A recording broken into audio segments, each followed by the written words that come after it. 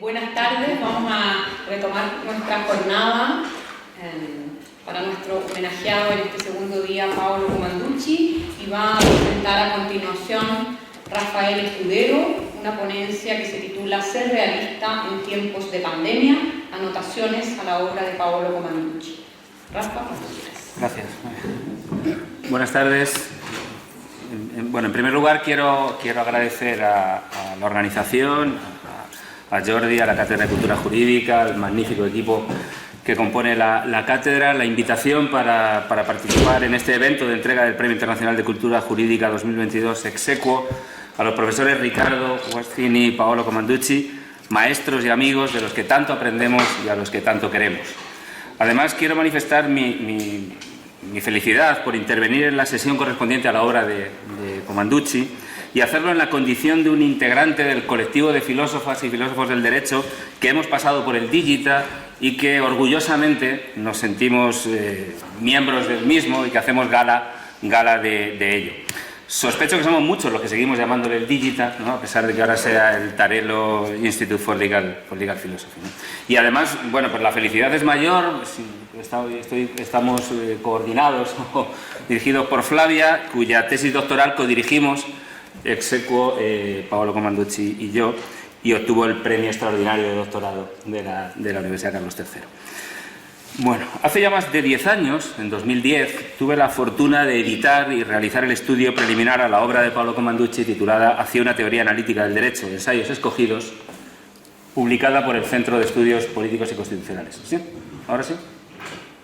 ¿Mejor? Ah, que tengo que levantarlo. Bien. Un poco más cerca. Más cerca todavía. ¿Así? Vale. Perdona. Bueno, como decía, hace 10 años tuve la fortuna de editar el libro de Paolo y ello me permitió... Ese era un problema conceptual. ¿Ok? ¿Ahí? Ahora sí que suena así. Perdona. Y ello me permitió ser un testigo privilegiado de la exquisita forma de trabajar del profesor Comanducci, de la que esta mañana hemos tenido otro buen ejemplo, ¿no? En aquel momento, Comanducci realizó una triple tarea. Primero, revisó todos sus trabajos y los actualizó. En segundo lugar, seleccionó aquellos que iban a formar parte del libro. Y en tercer lugar, ordenó el índice. Esta tarea dio como resultado un libro que es, como su propio título indica, una guía para una teoría analítica del derecho de corte realista estructurada a través de 3 movimientos: el análisis conceptual, la teoría y la metateoría. Evidentemente, el orden de los pasos o de los movimientos no es gratuito ni aleatorio, sino que responde fielmente a la forma de hacer filosofía del derecho propia de Comanducci. Una propuesta que él mismo califica como realismo analítico y que puede identificarse a través de una serie de marcas de identidad muy claras, directas y para nada enmascaradas o disimuladas. Esto último sería traicionar el espíritu riguroso que preside toda su obra.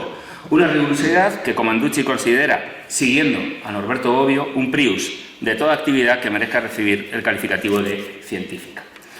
¿Cuáles serían estas constantes o premisas que determinan su forma de hacer filosofía del derecho? ¿Cuál es la forma que tiene Paolo de ser realista analítico? Bueno, yo he seleccionado 6 o 7 rasgos, marcas de identidad que voy a intentar exponer sin traicionar ni su contenido ni sobre todo su forma, máxime a esta hora en la que el riesgo es grande, ¿no? Bueno, el primer rasgo sería distinguir y luego distinguir. Es decir, distingue frecuente, ¿no? Es este lema utilizado por figuras tan dispares como Dante, la escolástica o Bobbio. Es escogido por Comanducci y elevado al altar laico de la filosofía del derecho. Distinguir entre los diferentes tipos de problemas filosóficos, epistemológicos, lógicos, teóricos y deontológicos. Entre los diferentes sentidos del realismo, hermenéutico, semántico, metafísico.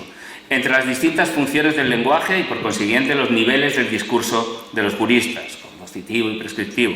Entre el ser y deber ser, entre el derecho y la moral, entre disposición normativa y norma, entre teoría del derecho y dogmática jurídica, entre los diferentes sentidos en que puede utilizarse la expresión neoconstitucionalismo. Bueno, estas distinciones atraviesan la obra de Comanducci y creo que en algún sentido también lo harán en esta intervención. En segundo lugar, el afán por la distinción implica también la depuración conceptual. No en vano, advierte Commanducci, las confesiones contextuales, las disputas verbales y el sincretismo metodológico, entendido por tal el uso combinado de instrumentos propios de diferentes disciplinas, no ayudan, sino dañan a la tarea científica.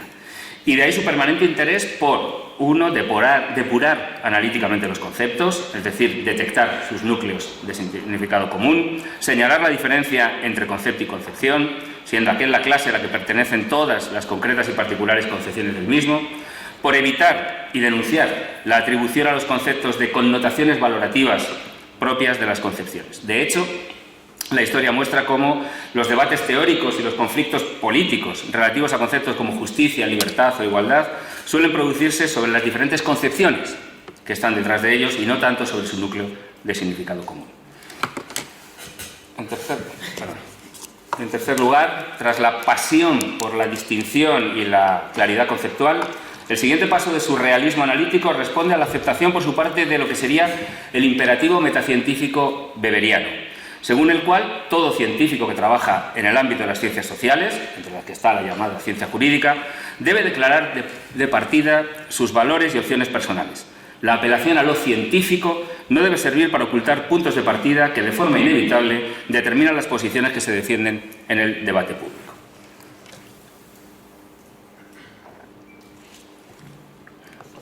Sin duda, esta declaración de Commanducci sirve para advertirnos de una práctica frecuente en el debate político-jurídico cuando se utilizan conceptos que pertenecen al léxico moral, conceptos que apelan a la moral, a lo bueno, lo deseable, lo preferible, lo correcto, y que gozan de una indudable vis atractiva en el debate. Por supuesto que es lícito utilizar estos argumentos como instrumentos de política legislativa o como argumentos en un debate sobre qué mejor regulación establecer para una determinada materia, pero siempre que se haga sin distorsiones, es decir, sin ocultar que dichos conceptos son el resultado de la labor interpretativa de quien apela a ellos. No existe una realidad ajena a la construcción y configuración que de la misma realizamos los sujetos. El cuarto punto sería, como buen realista, en sentido hermenéutico y semántico, pero nunca metafísico, Commanducci considera que son nuestros anteojos epistemológicos los que determinan la forma de construir la realidad. De entre los elementos que conforman nuestras gafas o anteojos epistemológicos, Commanducci destaca tres: la ideología y valores del intérprete, las herramientas sociales construidas y la cultura jurídica interna, a la que, siguiendo a Tarello, atribuye el carácter de fuente intersticial del derecho. Tomarse en serio la dogmática jurídica es otra de las premisas de la filosofía jurídica de Commanducci. Una dogmática jurídica a la que hemos de observar y estudiar con las oportunas cautelas, máxime cuando no es frecuente, y un mero vistazo a la historia de la ciencia jurídica serviría para corroborarlo, que sus integrantes intenten hacer pasar por dogmas absolutos y universales lo que no son sino pretensiones relativas o particulares. Más adelante volveré sobre este punto. En el caso de Commanducci, sus preferencias y valores personales se hacen públicos ya en la primera parte del libro de 2010, es decir, en su primer movimiento hacia una teoría analítica del derecho. Paolo seleccionó 5 conceptos a los que pasar por su labor de depuración: igualdad, justicia, tolerancia, democracia y derechos fundamentales. Es este el conjunto de valores que constituye la base de su filosofía política y que en consecuencia preside su modelo normativo, es decir, como a él le gustaría que se articularan los sistemas constitucionales. A este respecto, tan solo llamaré la atención sobre 3 puntos. 1. Su insistencia en distinguir entre igualdad formal y material al objeto de formular razones que justifiquen la adopción de medidas de carácter intervencionista por parte de los poderes públicos tendentes a alcanzar esta última, la conocida como igualdad en el punto de llegada. En segundo lugar, frente a la versión formal y la sustancial, su coherente opción por una versión mixta de la democracia, aquella que la define como isonomía, es decir, igualdad en la distribución de los derechos a todas las personas. Y en tercer lugar, su llamada de atención, siguiendo aquí a Luigi Ferrajoli, sobre los fuertes déficits democráticos que existen no solo en el plano supranacional, al que más pronto que tarde deberemos prestar la debida atención si queremos resolver problemas como la pandemia y los problemas derivados de ella. No solo, decía, en el plano supranacional, sino también en los propios países occidentales, cuyas democracias a veces se asemejan más a sistemas oligárquicos que a estados constitucionales.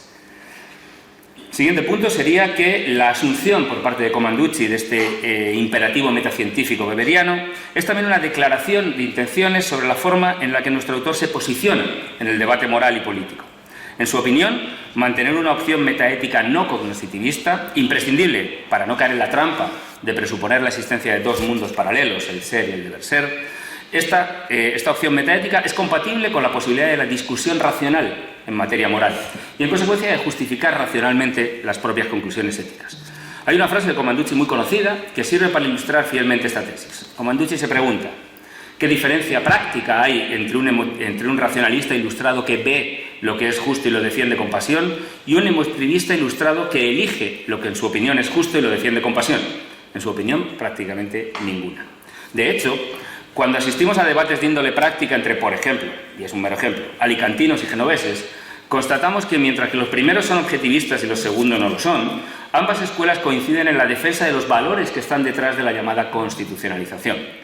Por tanto, cuando asistimos a estos debates, no nos fijamos, o quizá no deberíamos hacerlo tanto, en su filiación metaética, sino que más bien escudriñamos, o deberíamos escudriñar sus argumentos para analizar su viabilidad a través de instrumentos que permitan comprobar su coherencia o consistencia. El uso adecuado de las técnicas del test de proporcionalidad, la adecuación entre las medidas propuestas y su eficacia para alcanzar los fines, y así hasta un largo etcétera.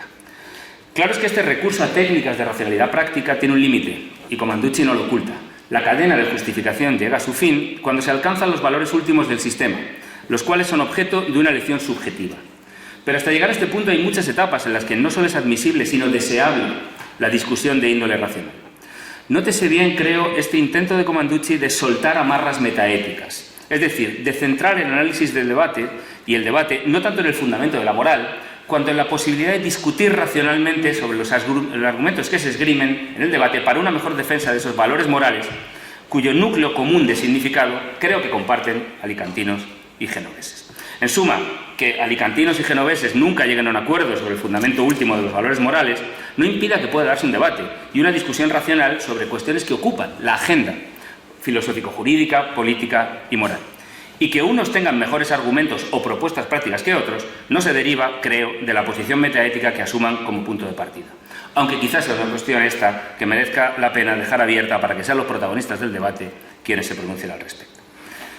La sexta máxima que he seleccionado de la teoría de Commanducci, de su forma de ser realista analítico, consiste en la distinción, también con puentes intermedios, entre la teoría del derecho y la filosofía o política del derecho. De la distinción, entonces, entre las diferentes tareas o funciones del jurista que solemos calificar como teórico. Cuando se hace teoría del derecho, se hace para describir de forma avalorativa el funcionamiento de las normas, las instituciones, los operadores o los sistemas jurídicos, con el objetivo de encontrar la descripción que mejor refleje esta realidad.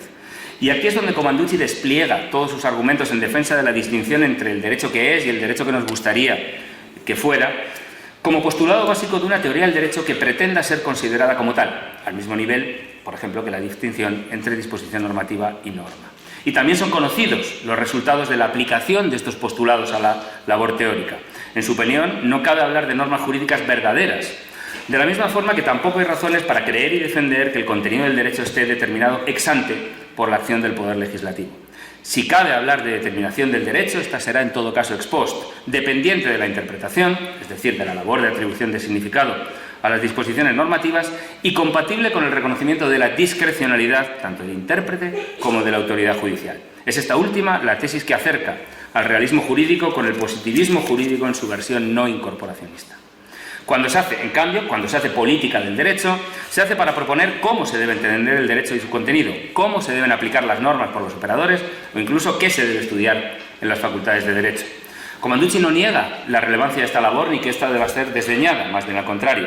Recordemos que el propio Commanducci ha reconocido a la dogmática el rol de fuente intersticial del derecho, pero lo que sí insiste es en advertirnos para detectar y evitar la falacia de hacer pasar como un discurso supuestamente descriptivo una opción moral o política sobre el derecho.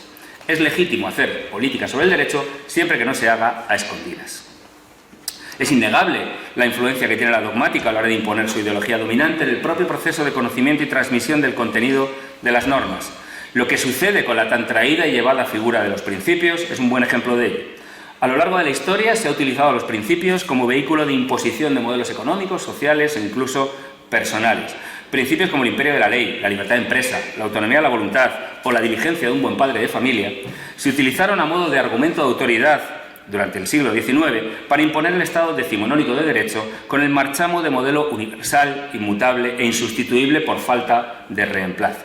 Después, ya en pleno siglo XX, Principios como la primacía de la Constitución, la igualdad de género, el principio de igualdad material o la aplicación de los derechos a las relaciones entre particulares también han servido para instaurar el Estado constitucional y también con pretensión de universalidad. Precisamente es la figura de los principios la que suele presentarse como prueba de fuego para el realismo jurídico, y ello en un doble sentido. La primera pregunta que solemos hacernos es, bueno, ¿cómo se explica que un mismo enunciado pueda ser configurado según la voluntad del intérprete en ocasiones como regla y en otras ocasiones como principio? La clave para Comanducci consiste de nuevo en distinguir entre, por un lado, la utilización del concepto de principio en el interior de una teoría del derecho que pretende ser descriptiva y, por otro lado, el uso de los principios como instrumento de política del derecho. En el primer caso se trata simplemente de dar cuenta de los distintos usos de las disposiciones, mientras que en el segundo el concepto de principio tiene un uso eminentemente práctico, servir como argumento e instrumento en el debate jurídico-político sobre la creación y aplicación del derecho por parte de los órganos competentes. Ya Tarello advertía sobre el hecho de que los juristas hacen pasar por ciencia jurídica lo que no es sino política del derecho. Alegan derivar principios de normas preconstituidas y con un significado predeterminado de forma objetiva, cuando lo que realmente hacen es crear esos principios.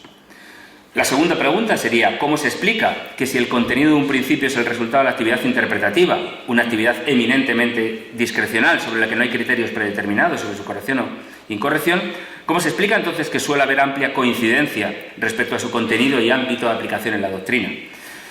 Antes de exponer la respuesta, conviene advertir de una cuestión, que esta coincidencia de contenidos es meramente contingente, de forma que puede o no puede producirse, con lo que no debería utilizarse nunca como un argumento teórico en defensa de una tesis cognoscitivista. La coincidencia se explica por factores como el hecho de que los intérpretes comparten las mismas reglas sintácticas y semánticas del lenguaje en el que se formulan las disposiciones a interpretar, comparten el mismo instrumento epistemológico y, sobre todo, que los integrantes pertenecen a una misma cultura jurídica interna, por utilizar la terminología de Tarello. Es innegable que los juristas compartimos tanto las técnicas interpretativas como la ideología relativa a la función del derecho que tales técnicas sobreentienden. Es difícil que los juristas quieran salirse de su cultura, bien porque comparten sus postulados básicos, por ejemplo en el caso español, su tradición formalista y legalista, bien porque piensan que la desviación puede acarrearles consecuencias negativas en la posición que en ella ocupan. Quienes suelen destacar el carácter y mentalidad conservadora de los juristas tienen en este hecho un buen argumento a su favor. La séptima y última marca de identidad sería la idea de que, al igual que en su intento de tender puentes entre cognoscitivistas y no cognoscitivistas, Comanducci intenta minimizar la distinción entre teoría del derecho descriptiva y teoría del derecho prescriptiva o filosofía jurídico-política, para buscar puntos de encuentro. En efecto, ambas comparten un mismo campo de estudio, las actividades realizadas por la dogmática. De ahí que, siguiendo a Bobbio, ambos tipos de teorías pueden ser calificadas como metajurisprudencia. Descriptiva la primera, puesto que da cuenta de los discursos jurídicos, analizando y explicando las operaciones que llevan a cabo los distintos actores, y prescriptiva la segunda, buscando criterios para una mejor creación, aplicación y comprensión del derecho y, por tanto, corrigiendo así el lenguaje del legislador, del Poder Judicial y de la dogmática. Asimismo, Comanducci advierte sobre el carácter gradual de la diferencia entre ambos enfoques. Claro es que las teorías prescriptivas construyen usos, modelos y conceptos jurídicos correctos, pero no lo es menos que con estas construcciones pretenden dar cuenta de los elementos relevantes de la realidad jurídica y en este sentido son indirectamente descriptivas. Por su parte, las teorías descriptivas también presentan un elemento prescriptivo, aunque sea por vía indirecta, ya que seleccionan algunos elementos de la realidad jurídica, los que consideran más relevantes, a la hora de llevar a cabo su tarea. Y como es de sobra conocido, todo criterio de selección implica opción y decisión. En todo caso, como enfatiza el propio Comanducci, la distinción entre función o tarea descriptiva y prescriptiva sirve en primer lugar para toda teoría del derecho que no quiera perder su estatuto teórico y en segundo para evitar que se utilice el nombre de la teoría del derecho para hacer política de derecho a escondidas. A partir de aquí, cualquier aproximación a la obra de Paolo Comanducci ha de tener en cuenta el análisis teórico que él, junto con otras y otros integrantes de la escuela genovesa como Susana Pozzolo, Riccardo Guastini, Mauro Barberis o Pierluigi Chiassoni, realizan sobre los sistemas constitucionales contemporáneos.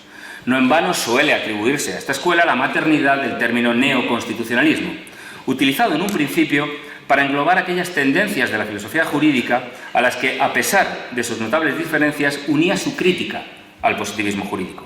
Una crítica que en líneas generales puede resumirse en la incapacidad de esta teoría de dar cuenta del proceso de constitucionalización que caracteriza el devenir de los sistemas jurídicos contemporáneos. Entre paréntesis, señalaré que hemos debatido en numerosas ocasiones, sobre todo en el máster en Imperia, sobre la ubicación temporal de este proceso de constitucionalización, cuyo inicio los genoveses sitúan tras la Segunda Guerra Mundial. En mi opinión, esta ubicación temporal se debe a la innegable influencia que en este proceso ha tenido la Constitución italiana, posterior a la Segunda Guerra Mundial, pero presenta el déficit de ignorar el proceso de constitucionalización que en la estela de constituciones como la de Querétaro de 1917 se desarrolló en el periodo de entreguerras en países como Alemania, Austria o España. No obstante, este es un debate que podríamos considerar como historiográfico, sin mayores consideraciones o implicaciones teóricas en lo que ahora nos afecta. La estrategia seguida por Commanducci pasa por aplicar la conocida distinción de Bobbio entre los diferentes tipos de positivismo jurídico, teórico, ideológico y metodológico, al llamado neoconstitucionalismo. Así, Commanducci distingue entre neoconstitucionalismo teórico, como teoría que pretende, por un lado, dar cuenta de los elementos que conforman el proceso de constitucionalización y, por otro, exponer las razones por las cuales las tradicionales notas del positivismo jurídico, estatalismo, legicentrismo y formalismo interpretativo, ya no sirven para dar cuenta de la realidad de estos sistemas constitucionales.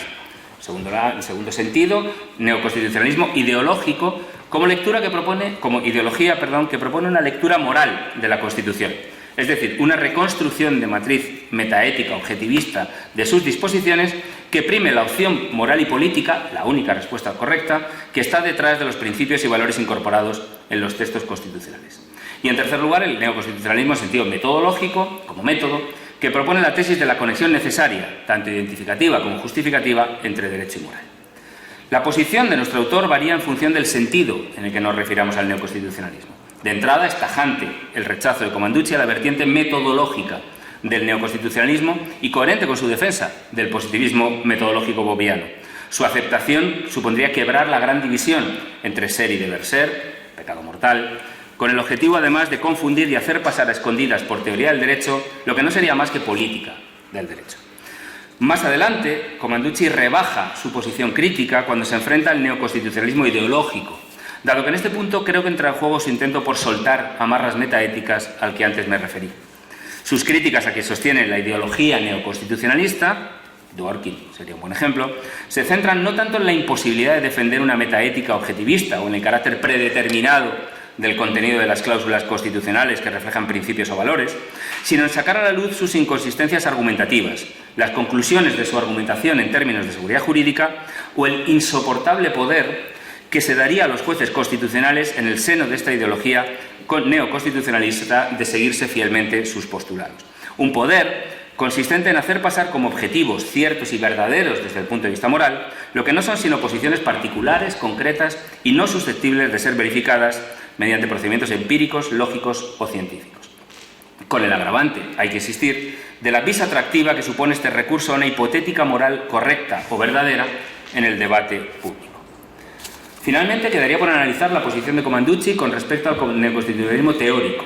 En su último libro, La disputa entre positivismo y neoconstitucionalismo, publicado en 2018 por la editorial Fontamara, resultado de las conferencias dictadas en el marco de la cátedra Ulises Smil, que ocupó en 2016, en este libro, Commanducci reconoce explícitamente los aspectos destacables del neoconstitucionalismo como teoría, en concreto su capacidad teórica para describir los logros de la constitucionalización y los rasgos de los sistemas jurídicos contemporáneos a los que no es posible aplicar hoy las viejas notas del positivismo teórico del siglo XIX y primera parte del XX.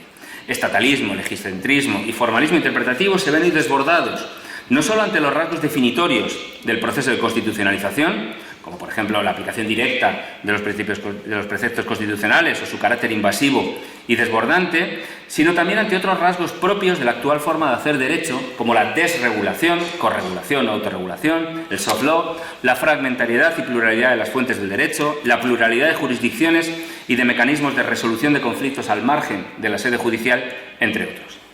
Así las cosas, en su vertiente teórica, el neoconstitucionalismo ofrecería un instrumental adecuado para describir la realidad de los estados constitucionales.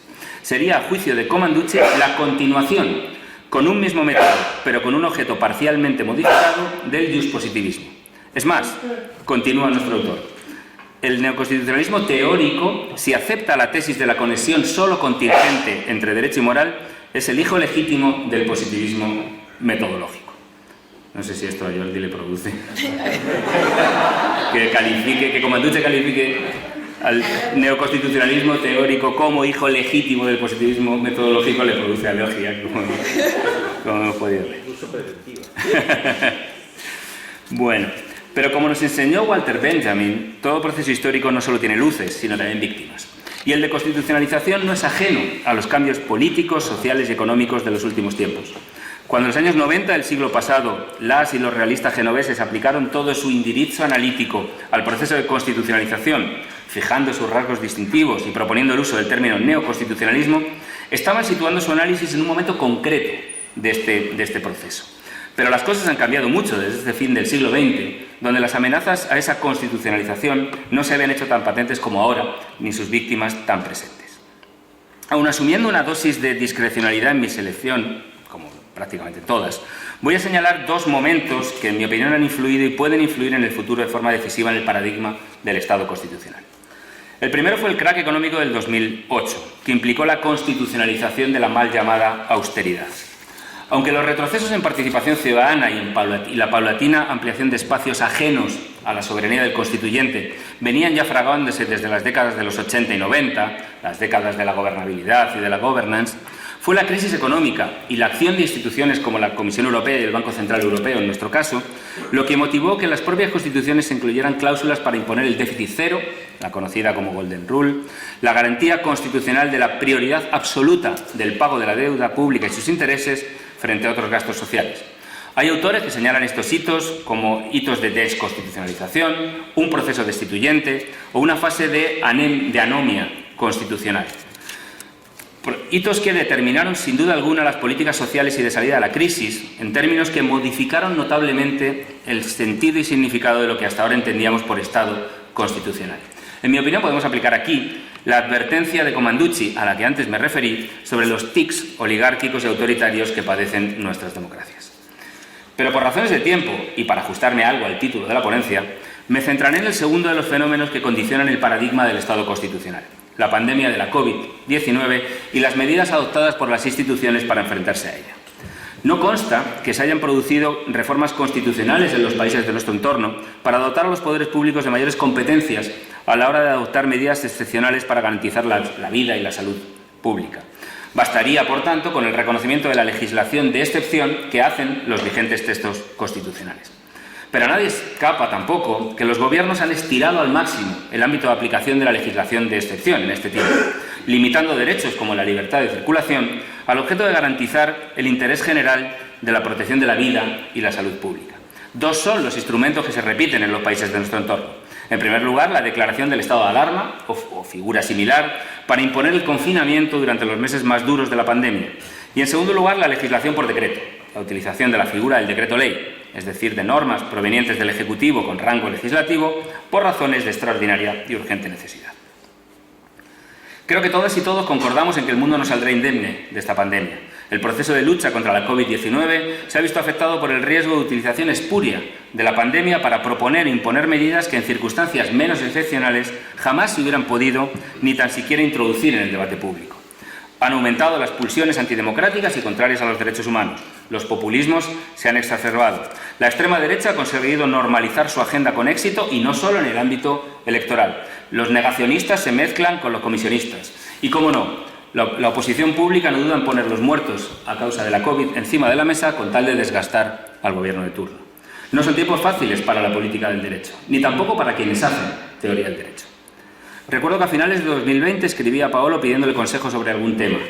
Ambos hemos llevado a cabo estos últimos años tareas de gestión y ambos, creo, compartimos la tesis de que mojarse y mancharse las manos en la gestión pública es el mejor antídoto frente al izquierdismo.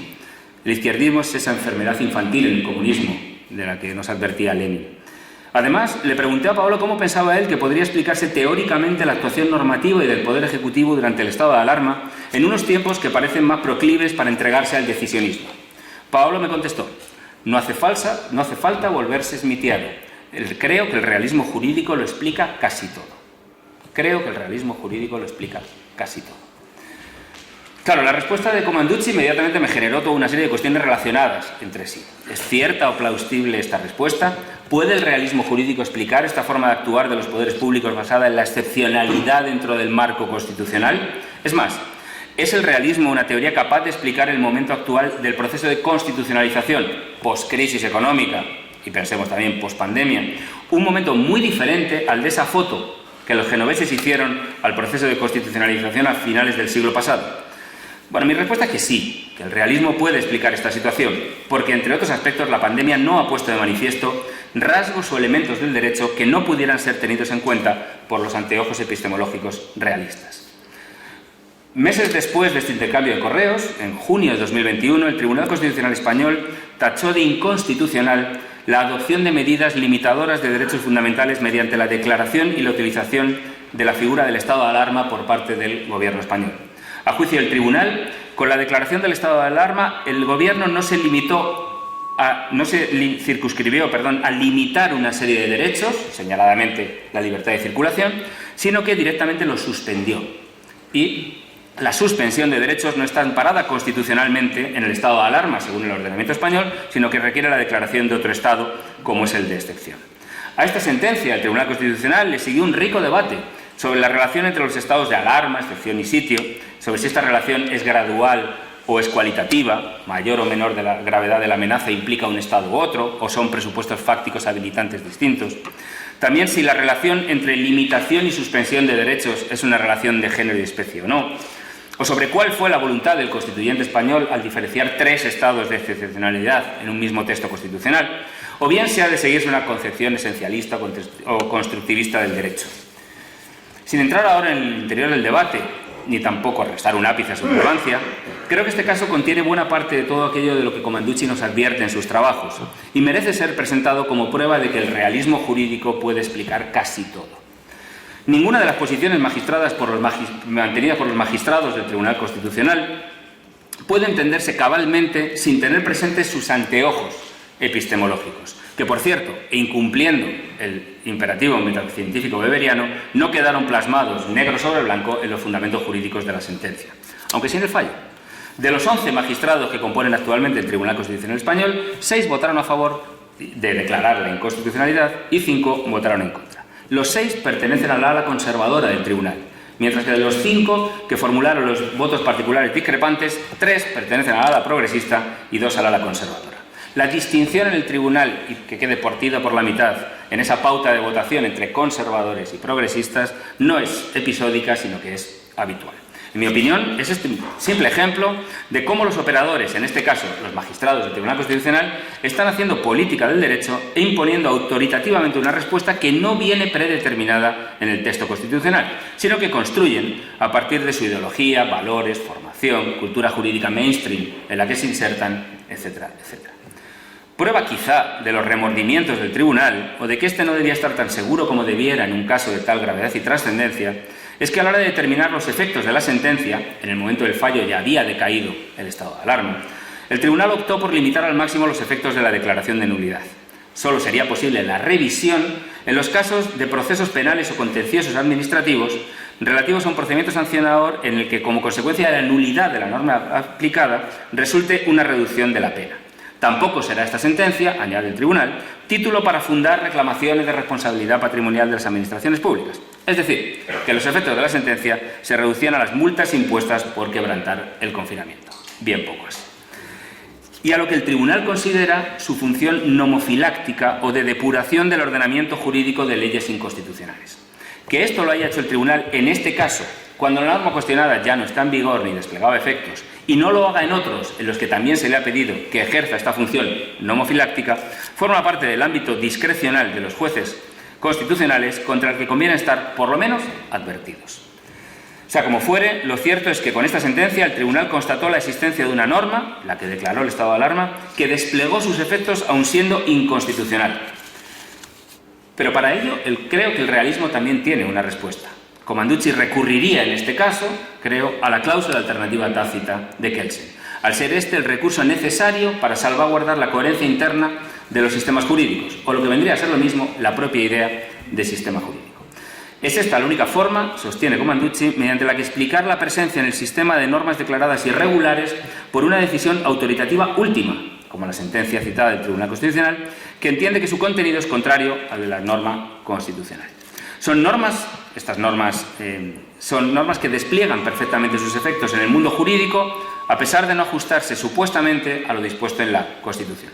En suma, la cláusula alternativa tácita sería la única forma de explicar la presencia de estas normas y de hacerlo además evitando este sincretismo metodológico que en opinión de Commanducci tanto daño causa. Pero en su mail, Paolo afirmaba que el realismo puede explicar casi todo. Y mi duda sigue ahí. ¿A qué se refería con ese casi?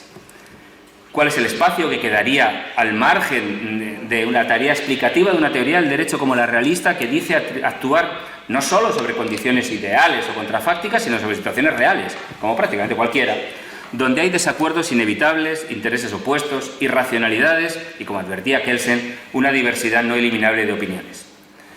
Yo diría que creo que todos y cada uno de los aquí presentes tenemos una posible respuesta a este casi. Dejemos que Paolo nos ofrezca la suya.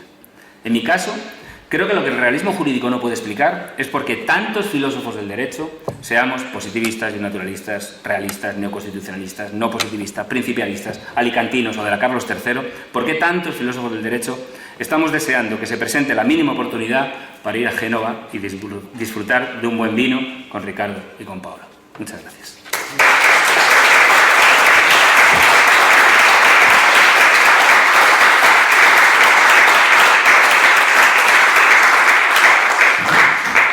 Muchísimas gracias, Rafa, por esta estupenda ponencia que también trae al debate, ¿no?, cuestiones que se tocaron en cierta medida ayer, en la mañana y en la tarde, hoy nuevamente, así que supongo que prontamente tendremos muchas manos levantadas, pero le vamos a dar en primer lugar la palabra a Paolo para que se pronuncie sobre el casi o sobre el resto de la ponencia.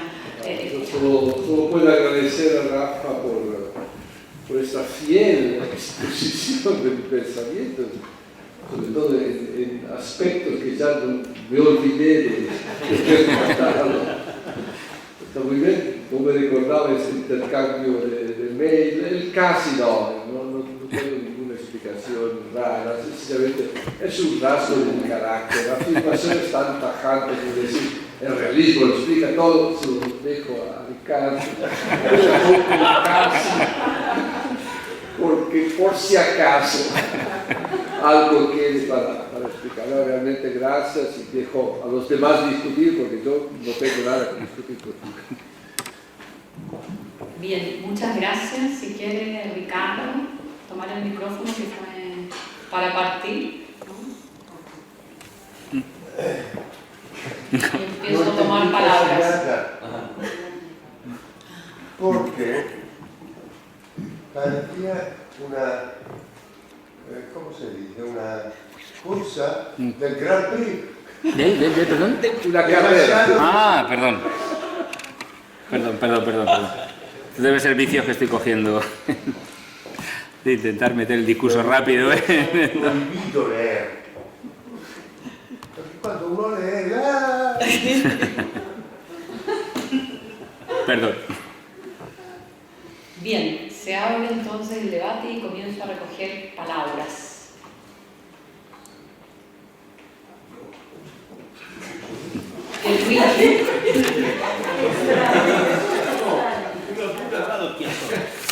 Una duda genuina. ¿Dónde está la aplicación de la cláusula alternativa tácita en lo que nos contaste? ¿Es la decisión del Tribunal Constitucional que vas a explicar con esto? Quizá no se entiende. Más fuerte, ¿no? Más fuerte. Entonces, disculpe. Has mencionado la cláusula alternativa tácita en relación con la decisión del Tribunal Constitucional español. Pero, digamos, ¿cómo encaja aquí el problema? Porque me parece simplemente que hay claramente una noción de estado de alarma que puede ser entendida por lo menos de dos maneras diferentes. Claramente la mayoría jugó con la distinción entre limitar y suspender los derechos, quizás, no sé si pertenece a la terminología constitucional española. Esta diferencia se fue una diferencia que la Corte proyectó sobre el derecho constitucional, ¿no? Porque claro, entonces aquí hay mucha tripa para sí. nuestros gatos comunes. Pero mi curiosidad es dónde... La tripa. Mucho mundongo para nosotros, sí, claro. Pero, ¿dónde está el CLAT, la cláusula alternativa tácita? No, es una curiosidad que digo. Entiendo que el Tribunal Constitucional ha declarado, o sea, ha estado en vigor, o se ha aplicado durante X meses una norma, que fue la norma que declara el estado de alarma y que limita o suspende una serie de derechos. Ahora, esto no es objeto de debate ahora. Ha estado en vigor esta norma, que fue un decreto del Gobierno. ¿Cómo explicamos que esa norma, que después el Tribunal ha declarado inconstitucional, haya estado en vigor, haya producido sus efectos? ¿Cómo explicamos la idea de la propia idea del sistema jurídico, habiendo una norma en su interior que es contraria, que se ha declarado contraria a la Constitución? Entiendo que podemos traer aquí la aplicación de la cláusula alternativa tácita para ello. Ricardo y luego Isabel. Solo dos palabras. Esta mañana Jordi ha dicho algo no tan claro, pero no sé por qué, no necesariamente por suya culpa, sobre validez y pertenencia. Este tema es estrictamente ligado al tema de la cláusula alternativa tácita. De la forma siguiente, hay que distinguir muy cuidadosamente entre la pertenencia y la validez, por dos razones. Una, creo que todos las conocen, porque en cualquier sistema jurídico hay normas que son ni válidas ni inválidas.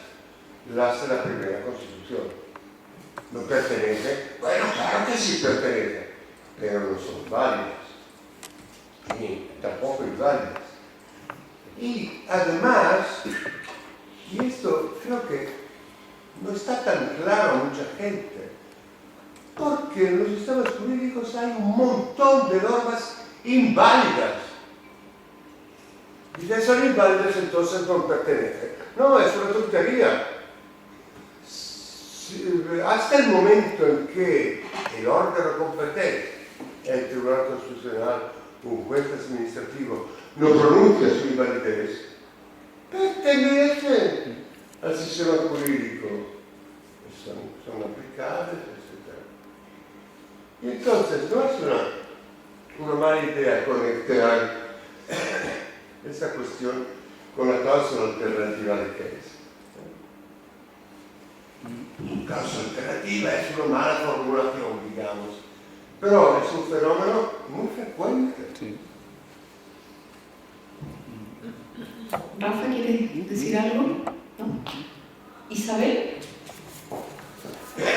Sí, en realidad es una observación que también tiene que ver con lo que ha comentado Pierluigi. Claro, la cláusula alternativa, aplicar aquí lo de la cláusula alternativa tácita para explicar cómo ese decreto que posteriormente fue declarado inconstitucional presupone, creo, para poder aplicar la teoría que él señala, considerar que esa disposición, vamos a expresar por esa disposición, era ya contraria a la Constitución, si no, no había nada irregular.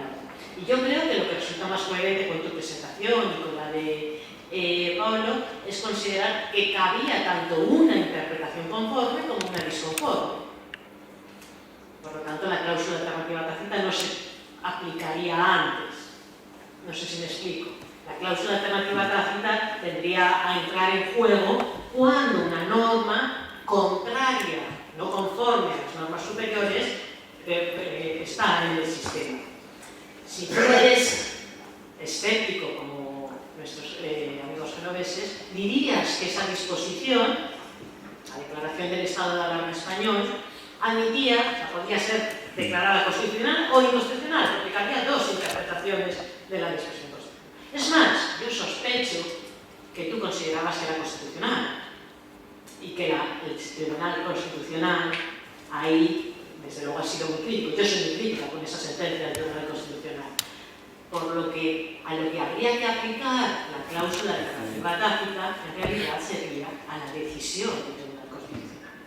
Es la que norma, que sería irregular, en mi opinión, pero perteneciente, definitiva y última. Pero claro, para sostener eso hay que sostener criterios de interpretación. Está bien, está bien. Lo que está bien, sí, puede ser. Lo que sucede es que hay una cosa, y yo cumplo fielmente, digamos, el imperativo metacientífico weberiano que nos habla. Claro, yo considero que esa decisión, o sea, pero no afecta, es decir, si yo ahora me quito es decir, a ver cómo soy capaz de explicarlo. No, lo que voy a decir es decir, yo no, cuando tú dices, tú sospecho que tú, Rafael Escudero, eres contrario o piensas que esa sentencia del Tribunal Constitucional, tal. Claro, lo que pasa es que yo lo digo porque formo parte del gobierno. Yo no formo parte. Pero la pregunta que me haces a mí es diferente. Es decir, lo que pasa es que yo te digo, como político, digo, claro, voy a argumentar lo máximo que pueda porque creo que tal, pero como teórico del derecho tengo que dar otra respuesta. Como teórico del derecho tengo que dar otra respuesta. Y como teórico del derecho es por el que creo que efectivamente aquí la sentencia, hubo una norma que fue la declaración del estado de alarma que fue inconstitucional y que estuvo en vigor durante una serie de meses. La única forma que tendríamos, creo, de explicar esta situación es con la cláusula alternativa. ¿Era inconstitucional antes de ser declarada por el Tribunal Constitucional? No, pero ¿cómo explicas que lo fuera después?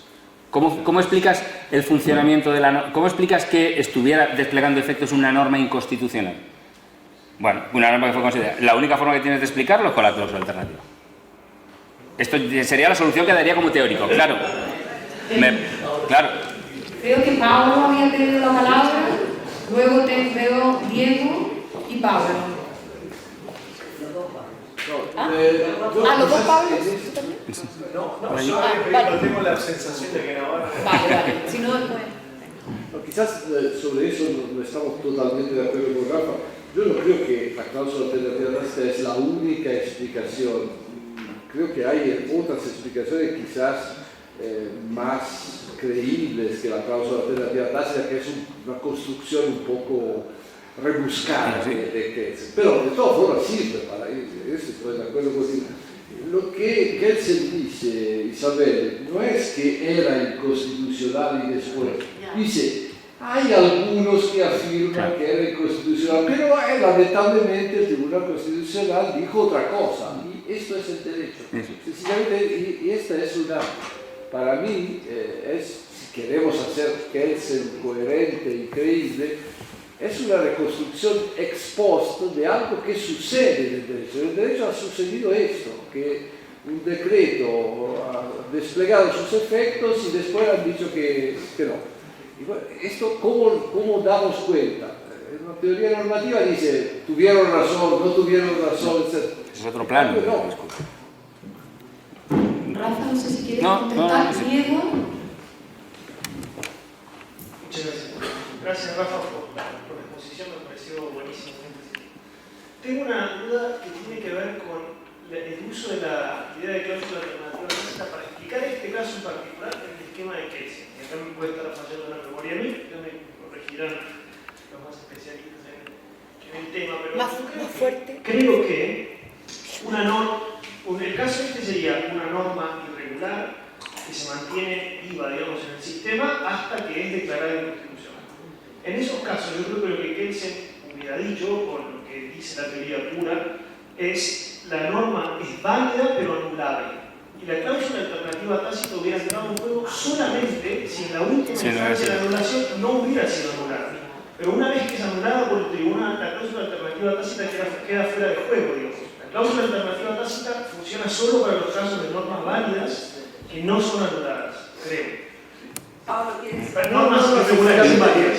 Según entendí, porque no conozco tan bien el caso español, este decreto ha seguido teniendo efectos y estos efectos no han sido anulados. ¿Cómo podemos explicar que era inconstitucional, el tribunal lo dijo, pero sigue teniendo efectos, no se van a anular estos efectos después? Yo creo que es esto. Pero esto es contingente. Por supuesto. Depende de lo que dicen las leyes, digamos, o la Constitución propia, sobre los efectos de las decisiones constitucionales. Rafa. No afecta la teoría. No, bueno, en general. No afecta la teoría del derecho. Es una cuestión de derecho humano. No. Pablo Navarro, Raúl. Sí. Pablo cualquiera. Cualquiera de los Pablos. Gracias. No, lo mío ya es volver a lo de la cláusula administrativa tácita. Recuerdo en México, en una charla que dio Paolo dedicada a Kelsen, y bueno, retomaba el tema de la cláusula alternativa tácita, que yo creo que es uno de los pocos defensores explícitos que tiene. También algunas veces lo escuché a Giovanni Ratti y creo que son los únicos partidarios de esto, pero ninguno es kelseniano. Y ninguno es kelseniano en el sentido de que toman los otros postulados de Kelsen interesantes. Por ejemplo, la norma básica fundante. Y en ese momento en México le pregunté a Pablo, pero si no hubiera este presupuesto de norma fundante básica, ¿por qué uno debería adoptar la cláusula alternativa tácita? Porque en la teoría de Kelsen, como la validez de una norma inferior depende de la validez de una norma superior, que en caso de von Wright también, pero von Wright admite que puede haber normas inválidas, solamente están retiradas del sistema, y esas normas inválidas pueden generar otras normas que serán válidas en relación a la norma inválida. Es decir, no tienen problema con la existencia ni con la pertenencia. Pero Kelsen sí. Y por eso yo le preguntaba a Paolo, ¿tiene sentido? Y la respuesta de Paolo, que tampoco cree que exista la norma básica, me dice, bueno, ni siquiera Kelsen parece que pensaba que existía la norma básica. Entonces dice, no tendría sentido. Y creo entonces que lo que queda ahora es simplemente dar cuenta de qué pasa con la inconstitucionalidad, esos efectos, y si tenemos unos recursos teóricos, y yo creo que sí, que los tiene Ricardo, los tiene Paolo, los tiene la escuela genovesa, el positivista, incluso el naturalista. Aquí me parece que el único que era complicado de entender es Kelsen, pero no Paolo ni Ricardo. Bueno, pues ya tenemos Muchas gracias. respuesta al casi. Pablo Rodríguez. Sí, sigo también con la cuestión de la alternativa, sí. Pero me quedó claro de tu exposición, Rafa, que para vos la apelación a la cláusula alternativa es la única manera de explicar el papel que siguen cumpliendo estas normas irregulares. Y lo dijiste expresamente en una de tus respuestas. No me quedaba tan claro en el curso de tu exposición inicial si Pablo suscribiría esto o no. En un principio me pareció que sí. Entonces mi pregunta en realidad va más bien dirigida a Pablo. Yo no conozco ningún texto tuyo en el que, digamos, expreses mayor afinidad o cariño por la cláusula alternativa tácita, tal vez lo hay y lo he perdido, pero he pensado que una explicación alternativa tiene que ver con el recurso a la noción de aplicabilidad. Y sí tengo bien claro que respecto de la noción de aplicabilidad y la distinción entre aplicabilidad interna y externa, tal como la han trabajado Uli y Navarro, por eso, ahí sí tenés tus serias dudas y tus serias sospechas. Una de ellas, por ejemplo, en relación a qué pasa cuando nos remontamos a los criterios últimos de aplicabilidad y si estos son aplicables o no, etcétera, etcétera. Entonces, la pregunta es, si en efecto tenés alguna clase de afinidad o simpatía por la noción de cláusula tácita, justo para explicar el caso que ha puesto Rafa, entonces, ¿por qué esta es una mejor alternativa explicativa al recurso a la noción de aplicabilidad externa? Gracias. Pablo. No, digamos que cuando he escrito una vez, porque he vuelto mil veces a discutir este tema, mi problema era un problema de interpretación de Kelsen. Yo di una interpretación caritativa de Kelsen y coherentista. vista, intentando mostrar cómo la cláusula alternativa, al revés de lo que decíamos, según el cual era el fracaso de la teoría pura del derecho, que si se aceptaba eso se caía todo, entonces para salvar la teoría pura había que quitar estas cosas. Yo intenté dar una interpretación coherentista de Kelsen, donde, teniendo en cuenta las tensiones que decíamos ayer entre el constructivismo kantiano, el empirismo, etc., la cláusula alternativa servía para poder decir conjuntamente que el sistema jurídico seguía siendo coherente, mientras que se daba cuenta de las contradicciones entre normas de distintos niveles que, según Kelsen, existían, se daba cuenta que existían. Ahora, dicho esto, hay maneras diferentes de dar cuenta del fenómeno de las normas irregulares. Yo creo que sí, creo que el realismo jurídico coherente y no contradictorio como lo de Kelsen puede dar cuenta de estas cosas. ¿Qué diría en el caso del tribunal? Que hay autoridades de última instancia que pueden cambiar las interpretaciones, que hay conflictos de opiniones sobre digamos, todo esto uno lo puede decir sin usar la cláusula alternativa tácita. Tiene que usarla si quieres mantener esta idea kelseniana de la coherencia, de la sistematicidad del derecho, que no es una idea típicamente realista, al revés, yo diría que es bastante lejana del realismo. Rafa, no sé si quieres agregar algo sobre esto. Bueno. ¿Alguna otra cuestión, alguna otra intervención? Pero solo por molestar. Agregada. No, yo quiero decir algo, ya que estamos en diálogo libre. Los genoveses a quienes adoramos tienen sorprendentemente una afición por tomar de Kelsen lo que les sirve y cuando les sirve. Llevan a Kelsen en su molino y dicen que es realista, luego dicen que es contradictorio, luego que es incoherente. ¿Cómo Kelsen soy metaética subjetivista? ¿Qué les pasa? Déjenlo en paz, este pobre hombre. Primer punto. Claro, no se escucha, ¿no? No, ahora más lento. Te digo que usas a Kelsen cuando te conviene. Todos ustedes los que no ves. Siempre los cumplí. Yo diría que todo el mundo. No, está bien, está bien. No, eso quería decir solamente para complementar, porque durante toda la jornada han citado a Kelsen en su beneficio y luego después lo despeñan. Entonces, son inconstantes del corazón.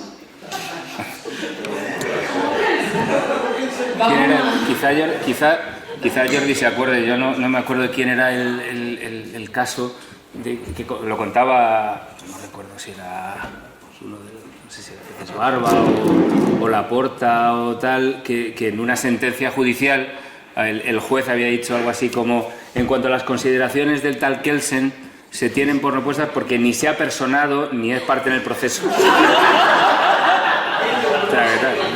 ¿Tú no te acuerdas de esa historia? La contaba, no recuerdo. No ha personado ni es parte, o sea que se tienen por puestas. ¿Tenemos la última intervención? La misma pregunta de...